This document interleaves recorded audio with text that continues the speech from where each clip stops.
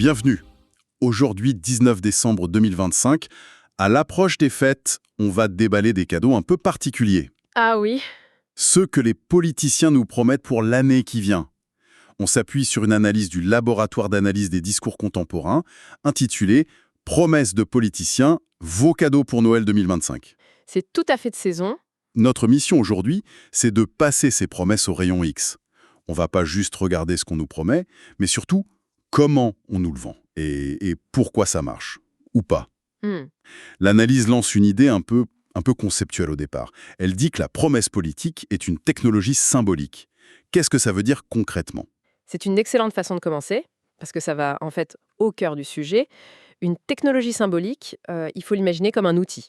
Un outil. Oui, c'est pas un mensonge, ni un programme à la lettre. Non, c'est un instrument qui est conçu pour faire quelque chose de très précis. Gérer la tension permanente entre nos désirs collectifs. Ce qu'on veut tous. Voilà. On veut tous plus de sécurité, de prospérité, un meilleur avenir. Et de l'autre côté, la dure réalité des contraintes budgétaires, légales, géopolitiques. Donc la promesse, ce serait une sorte de soupape de sécurité, un moyen de mettre le réel sur pause le temps d'un discours. Exactement. C'est une parenthèse. Et ce qui est fascinant, et c'est ce que l'analyse montre très bien, c'est que la vraie différence entre les dirigeants aujourd'hui, c'est pas tant la nature de leurs promesses, Qui sont souvent les mêmes, j'imagine. souvent les mêmes, oui, mais c'est la manière dont ils gèrent cet écart. Cet écart est inévitable entre les mots et les actes. Certains font semblant qu'il n'existe pas, d'autres le repoussent dans le futur, et d'autres encore tentent de le maquiller en simple problème de méthode. Alors, entrons dans le vif du sujet. L'analyse sort un concept qui sonne un peu complexe, l'illusion performative. Mhm. Mais l'idée est assez simple en fait. C'est un peu comme un tour de magie. Le simple fait de dire quelque chose avec assez d'assurance, de spectacle, ça peut donner l'impression que la chose est déjà en train de se faire. Le discours remplace l'action. C'est ça. Au moins pour un temps. L'exemple qui saute aux yeux, bien sûr, c'est celui de Donald Trump. Ses phrases sont courtes, les liens de cause à effet sont immédiats. Je vais le faire, point. C'est direct. Il promet pas seulement de réindustrialiser le pays, il semble dissoudre tous les obstacles par la seule force de sa parole. L'illusion, elle porte pas sur l'objectif lui-même, mais sur l'incroyable simplification du chemin. Il ne négocie pas avec la complexité, il la pulvérise. Et c'est un style qui contraste fortement avec celui de Giorgia Meloni en Italie. Son illusion est décrite comme plus feutrée, Plus feutré, oui. oui, plus subtile. Elle défend un souverainisme très fort, mais elle ne peut pas nier l'énorme paquebot de l'Union européenne qui est ancré juste à côté. Alors, que fait-elle? Elle le nie pas, ce serait absurde. Non, bien sûr. Elle le met, nous dit l'analyse, entre parenthèses discursives. C'est-à-dire? C'est une stratégie très habile. C'est comme si elle parlait d'un voisin un peu bruyant. Elle dit en substance, oui, je sais qu'il est là, on doit faire avec, mais pour l'instant, parlons de ce qu'on va faire chez nous, dans notre maison. D'accord. L'Europe n'a pas disparu, mais le temps d'un discours, on fait semblant de pas l'entendre. L'obstacle est reconnu, mais en silence. Et la promesse, elle, occupe toute la scène. D'accord, je vois. Mais attendez, là je suis un peu perdu. Si on prend des dirigeants comme Xi Jinping en Chine ou Vladimir Poutine en Russie, on ne peut pas vraiment dire qu'ils font pas ce qu'ils disent. Non, en effet. Ils annoncent un plan et l'appareil d'État exécute, souvent de manière très directe, très rapide. Ça casse un peu la théorie de l'illusion, non? Où est le tour de magie quand l'action suit la parole? C'est une excellente question, parce que ça nous force à affiner la définition. L'illusion se déplace. Elle se déplace sub. Oui, elle se cache plus dans la faisabilité, mais dans le coût. Et le calendrier? C'est une illusion qui est cachée dans les petites lignes du contrat. La promesse de puissance, de stabilité ou de prospérité, elle est bien réelle, tangible, à court terme. Hmm. Mais l'illusion, elle réside dans le silence assourdissant sur le prix à payer. Humain, économique, écologique. Et surtout, sur le moment où la facture sera présentée.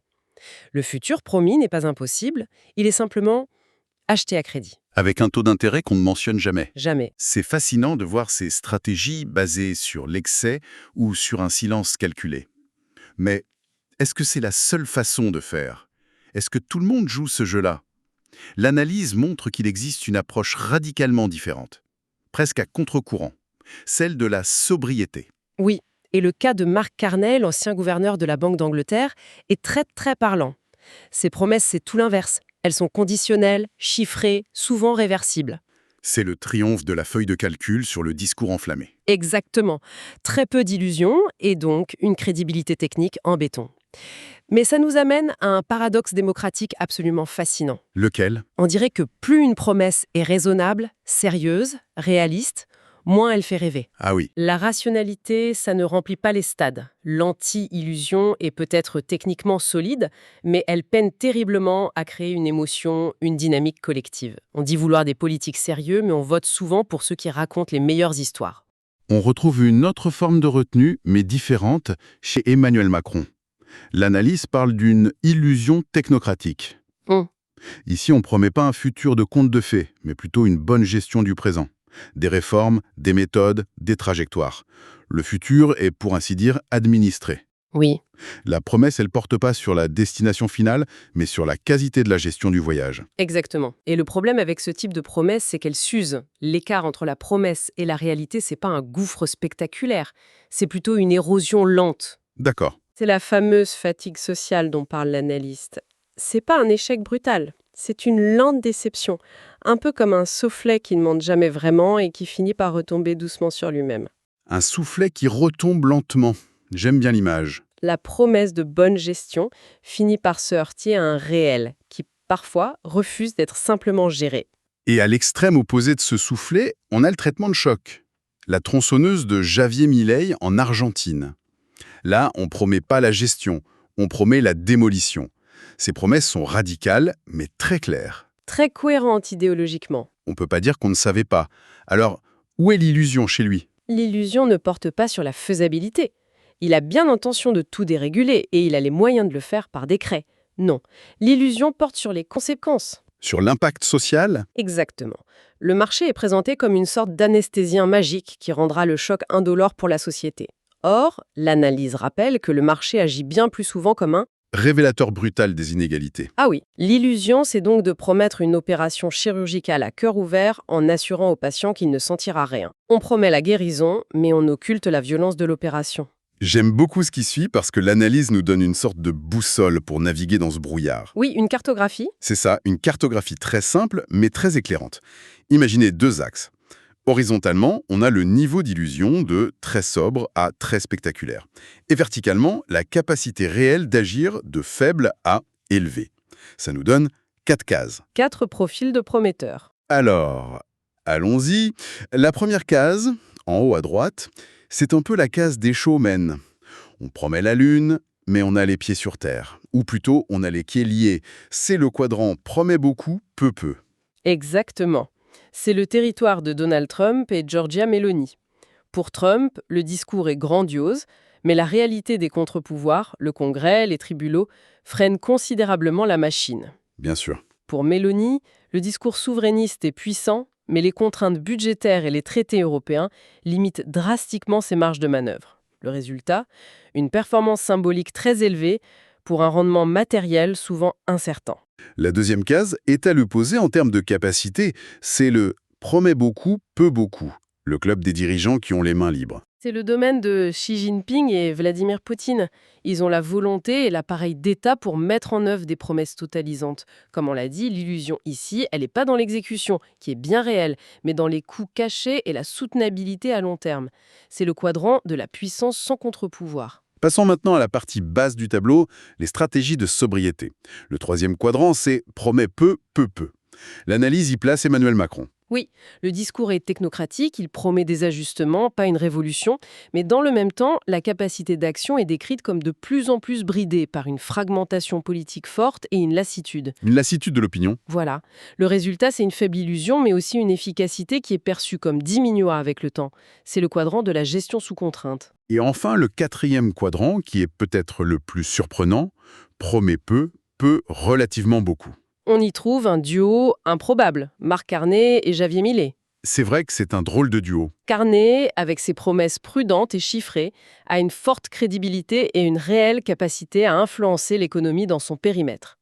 Milei, lui, promet peu de choses en dehors de son dogme de dérégulation, mais il a une capacité d'action très ciblée et très rapide sur ce terrain précis. Donc l'un est un chirurgien de précision. Et l'autre manie la tronçonneuse, mais tous deux ont une capacité d'action forte dans leur domaine de prédilection. Ce qui est vraiment puissant avec cette carte, c'est la conclusion qu'on peut en tirer. Ce n'est pas juste un classement. Plus un système démocratique et pluraliste, fragmenté, rempli de contre-pouvoirs, plus l'illusion devient un outil indispensable pour compenser une forme d'impuissance réelle. Ah, c'est intéressant. La promesse spectaculaire sert alors à masquer une capacité d'action qui est en réalité très limitée. Donc si on suit cette logique, la crise de confiance généralisée envers la politique ne viendrait pas des promesses exagérées en elles-mêmes. Non, elle vient du fait que l'écart entre le discours et la réalité est devenu totalement prévisible. On s'y attend. Oui, l'électorat n'est plus dupe, il l'anticipe. On assiste à la promesse non plus comme un moteur d'espoir, mais comme un simple rituel politique, avec une forme de cynisme ou de lassitude. Et on arrive à ce paradoxe complètement fou. Oui, pour se faire entendre dans le bruit ambiant, les politiques doivent crier des promesses de plus en plus fortes, alors que tout le monde, eux y compris, sait que personne n'y croit vraiment. C'est comme un spectacle où les acteurs et le public connaissent la fin, mais continuent de jouer le jeu. Alors qu'est-ce que tout cela signifie pour nous à la veille de 2026 ? Si on accepte l'idée de départ, l'illusion politique n'est pas une anomalie, une maladie du système. C'est une fonction structurelle, une pièce du moteur. Oui, elle permet de rassembler des attentes différentes, de créer du commun et de repousser les conflits à plus tard. Mais le problème, c'est que cette illusion a un produit périssable. C'est ça, elle se consomme très vite. Elle a une date de péremption et pour continuer à fonctionner, elle doit être constamment renouvelée, amplifiée, parfois même radicalisée. On passe d'une promesse à une promesse encore plus grande, Jusqu'au point de rupture. jusqu'au moment inévitable, comme le conclut l'analyse, où le mur de la réalité budgétaire, sociale, institutionnelle rappelle à tout le monde qu'il n'avait jamais disparu. Il était juste masqué par le discours. Du coup, en regardant les cadeaux qu'on nous promet sous le sapin de 2026, la bonne question n'est peut-être pas seulement qu'il y a dans la boîte TESS, mais plutôt quel type d'illusion est vendu avec. Absolument. Est-ce qu'on nous vend une illusion sur la complexité, sur le temps ou sur les conséquences de l'action promise ? Et donc, que se passe-t-il lorsque cette illusion collective se brise non pas progressivement, mais d'un seul coup ?